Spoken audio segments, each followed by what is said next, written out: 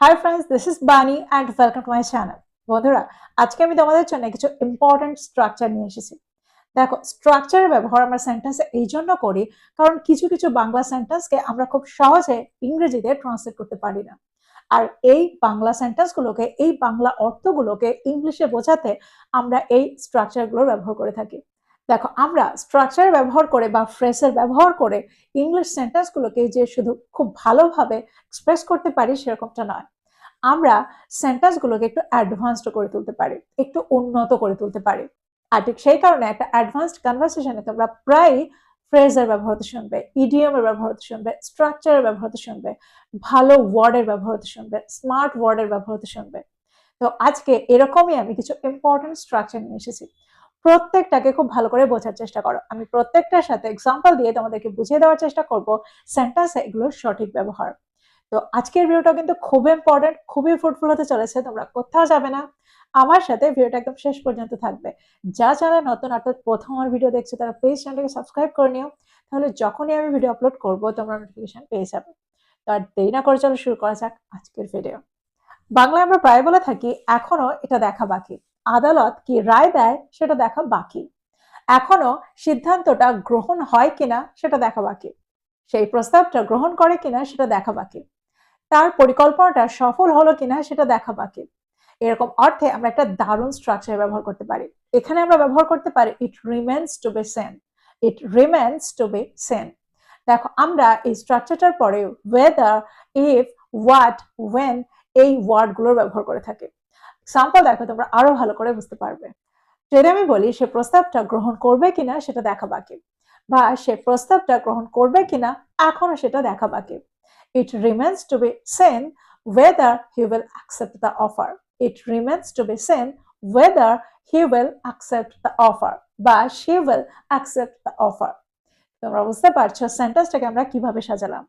সবার আগে আমরা স্ট্রাকচারটা ব্যবহার করলাম it remains to be seen, তারপরে আমরা ওয়েদারের ব্যবহার করলাম, আর তারপরে আমরা পরের ক্লজটা ব্যবহার করলাম। আরেকটা এক্সাম্পল দেখো, যদি আমি বলি আদালত কি সিদ্ধান্ত নেবে এখনো সেটা দেখা বাকি। It remains to be seen what decision the court will make. It remains to be seen what decision the court will make. একটা এক্সাম্পল দেখো, যদি আমি বলি পরিকল্পনাটা সফল হবে কিনা সেটা এখনো দেখা বাকি। It remains to be seen whether the plan will succeed. It remains to be seen whether the plan will succeed. তো এক্সাম্পলগুলোর মধ্যে দিয়ে আমার মনে হয় তোমরা বুঝতে পারছো স্ট্রাকচারটাকে আমরা কত সহজেই ব্যবহার করতে পারি। যখন আমরা বাংলায় অর্থ করব এটা দেখা এখনো বাকি, তখন আমরা সেন্টেন্সে ইট রিমেন্স টু বি সিন এর ব্যবহার করে থাকি। আর তারপরে আমরা ওয়েদার, ইফ, হোয়াট, ওয়েন এই ওয়ার্ডগুলোর ব্যবহার করতে পারি। এবার আমরা দেখব এর পরের স্ট্রাকচারটা। আমরা বাংলায় প্রায় বলে থাকি পরিস্থিতিটা সামলানো আমার কাজ নয়, তাদের বিচার করাটা আমার কাজ নয়, এই প্রকল্পটা ভালো করে বুঝিয়ে দেওয়াটা তার কাজ ছিল। তো এই ধরনের সেন্টেন্স আমরা কোন স্ট্রাকচারে ব্যবহার করতে পারি? দেখো, এখানে আমরা ইটস ফর প্লাস সামওয়ান এর ব্যবহার সেন্টেন্সে করি, আর তারপরে আমরা টু প্লাস ভার্বের বেস ফর্মের ব্যবহার সেন্টেন্সে করি। এক্সাম্পল দেখো, সেন্টেন্সে আমরা এই স্ট্রাকচারটাকে এই বাংলা অর্থে কি করে ব্যবহার করি। যদি আমি বলি এই পরিস্থিতিটা সামলানো তার দায়িত্ব, it's for him to handle this situation. It's for him to handle this situation. ঠিক একইভাবে যদি আমি বলি এই পরিস্থিতিটা সামলানো তার কাজ নয়, it's not for him to handle this situation. It's not for him to handle this situation. যদি আমি বলি নিয়মগুলো ব্যাখ্যা করা তোমার দায়িত্ব, it's for you to explain the rules. It's for you to explain the rules. যদি আমি বলি নিয়মগুলো ব্যাখ্যা করা তোমার কাজ নয়, it's not for you to explain the rules. যদি এখানে সেন্টেন্সটা পাস্ট টেন্সে থাকে তাহলে সেন্টেন্সটা কেমন হয়? যদি আমি বলি নিয়মগুলো ব্যাখ্যা করা তোমার কাজ ছিল না, সেন্টেন্সটা কি হবে? দেখো, তখনও আমরা ইটস এর ব্যবহার করব, কিন্তু নট ইট ইজ। তখন আমরা ব্যবহার করব ইট ওয়াজ। ইট was not for you to explain the rules. It was not for you to explain the rules. যদি আমি বলি অন্যদের বিচার করাটা আমার কাজ নয়, it's not for me two জাজ others. It's not for me two জাজ আদার্স। আমরা প্রায় এই ধরনের সেন্টেন্স বলে থাকি। আমরা প্রায় বলে থাকি অন্যদের বিচার করাটা তোমার কাজ নয়, আমার কাজ নয়। তো এখানে আমরা এই স্ট্রাকচারটা ব্যবহার করব, ইটস নট ফর মি বা it's not for you to জাজ আদার্স। আরেকটা এক্সাম্পল দেখো, যদি আমি বলি সবার জীবন নিয়ন্ত্রণ করাটা তোমার কাজ নয়, it's not for you to control everyone's life, it's not for you to control everyone's life. যদি আমি বলি সবার জীবন নিয়ন্ত্রণ করাটা আমার কাজ নয়, it's not for me two control everyone's life, it's not for me two control everyone's life. সবার জীবন নিয়ন্ত্রণ করাটা তার কাজ নয়, তাহলে সেন্টেন্সটা কি হবে? ইটস নট ফর হার বা it's not for him two control everyone's life. তো তোমরা বুঝতে পারছো এই স্ট্রাকচারটাকে আমরা ঠিক কিভাবে ব্যবহার করতে পারি। এবার আমরা দেখবো এর পরের স্ট্রাকচারটা। আমরা বাংলায় প্রায় বলে থাকি সে থাকলো বা চলে গেল তাতে আমার কিছু এসে যায় না, বা তাতে কোনো পরিবর্তন হবে না। এরকম অর্থে আমরা সেন্টেন্স একটা দারুণ স্ট্রাকচার ব্যবহার করতে পারি।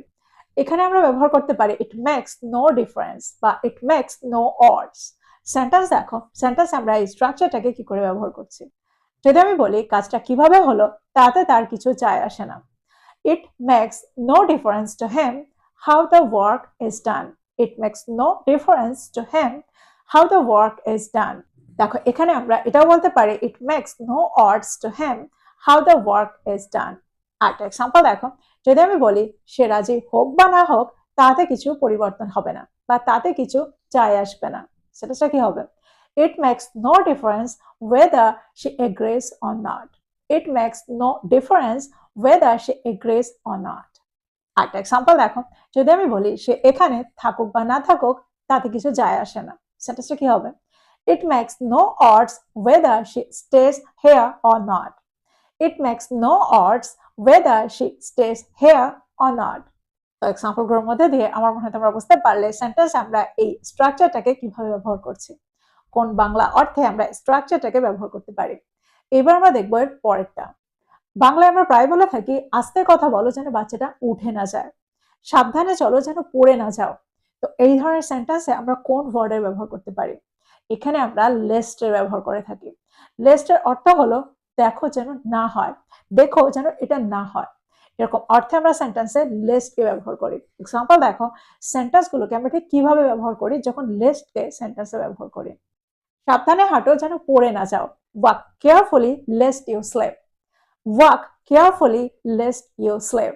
সেন্টেন্সটাকে খুব ভালো করে দেখো, এখানে আমরা কোনো নো নটের ব্যবহার করিনি। সেন্টেন্সে এই ওয়ার্ডটা নিজেই একটা negative word.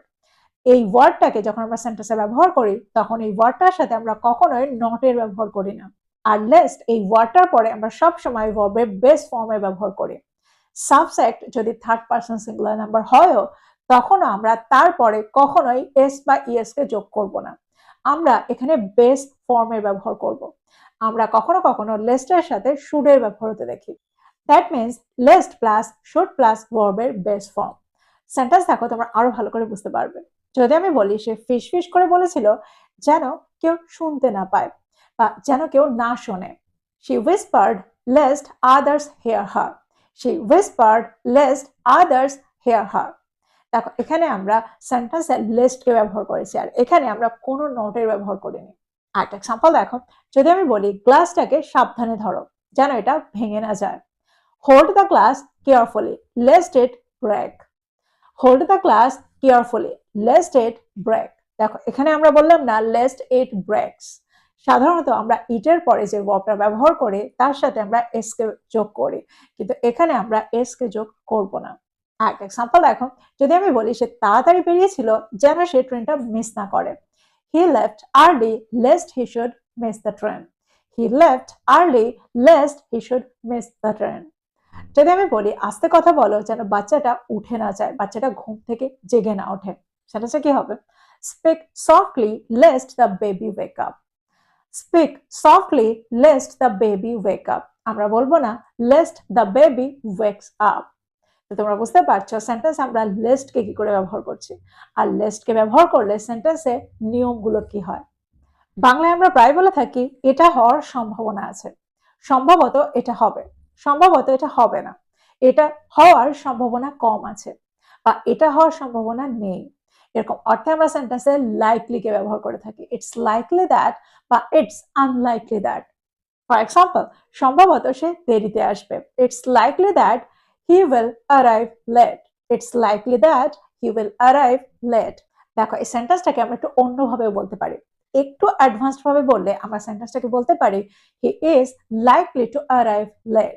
He is likely to arrive late. দেখো এখানে আমরা সাবজেক্ট দিয়ে সেন্টেন্সটাকে শুরু করছি, সাবজেক্টের পরে আমরা am is are ব্যবহার করছি, তারপরে আমরা লাইকলিকে ব্যবহার করছি। এবার আমরা দেখবো সেন্টেন্সে আনলাইকলি ব্যবহার। আমরা প্রায় সেন্টেন্সে ব্যবহার হতে দেখি ইটস আনলাইকলি দ্যাট বা she is unlikely to do that.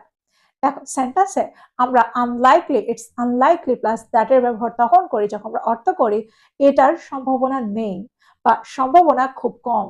দুটো অর্থেই আমরা স্ট্রাকচারটাকে সেন্টেন্সে ব্যবহার করতে পারি। এক্সাম্পল দেখো, যদি আমি বলি সম্ভবত সে উত্তরটা জানে না, it's unlikely that she knows the answer. It's unlikely that she knows the answer. বা আমরা এটাও বলতে পারি she is unlikely to know the answer. She is unlikely to know the answer. বাংলায় আমরা প্রায় বলে থাকি ছাত্রদের থেকে আশা করা যায় তারা শিক্ষকদেরকে সম্মান করবে। কারো কাছ থেকে কিছু আশা করা যায় এরকম অর্থে আমরা সেন্টেন্স একটা দারুণ স্ট্রাকচার ব্যবহার করতে পারি। এখানে আমরা ব্যবহার করতে পারি it's expected of someone to do something. It's expected of someone plus to plus ভার্বের বেস ফর্ম। এক্সাম্পল দেখো, যদি আমি বলি কর্মচারীদের থেকে আশা করা যায় তারা নিয়মগুলো মেনে চলবে। It's expected of employees to follow the rules. It's expected of employees to follow the rules. দেখো আমরা এখানে প্রায় ভুল করে থাকি ফ্রম এমপ্লয়িজ বলে। আমরা এখানে এমপ্লয়ীদের থেকে, কর্মচারীদের থেকে এরকম অর্থেও সেন্টেন্সে অফ এর ব্যবহার করব। আমরা এখানে কখনোই ফ্রম এর ব্যবহার করব না। আরেকটা এক্সাম্পল দেখো, যদি আমি বলি দলের সদস্যদের থেকে আশা করা যায় তারা একে অপরের সঙ্গে সহযোগিতা করবে। It's expected of team members to cooperate with each other. It's expected of team members to cooperate with each other. তোমরা বুঝতে পারছো এক্সাম্পলগুলোর মধ্যে দিয়ে আমরা সেন্টেন্সে এই স্ট্রাকচারটাকে কি করে ব্যবহার করি। তো এই ছিল কয়েকটা ইম্পর্টেন্ট স্ট্রাকচার। আমার মনে হয় প্রত্যেকটা স্ট্রাকচারকে তোমরা বুঝতে পারলে, আর এটাও বুঝতে পারলে আমরা বাংলা সেন্টেন্সগুলোকে কত সহজেই এই স্ট্রাকচারগুলো ব্যবহার করে এক্সপ্রেস করতে পারি। তো প্রত্যেকটা স্ট্রাকচারকে নোট ডাউন করো আর এগুলো দিয়ে প্রচুর সেন্টেন্স তৈরি করো আর সেগুলোকে প্রতিদিনের কনভারসেশনে ইনক্লুড করো। আর এগুলোকে ইনক্লুড করে নিজেদের কনভারসেশনটাকে আরেকটু উন্নত করে তোলো, আর একটু অ্যাডভান্সড করে তোলো। আর ভিডিওটা ভালো লেগে থাকলে লাইক করতে ভুলে যেও না, বন্ধুকে শেয়ার করো যারা ইংরেজি শিখছে। So this is all about today. I will be back with another video. Till then, take care. Thank you for watching this video. Bye bye.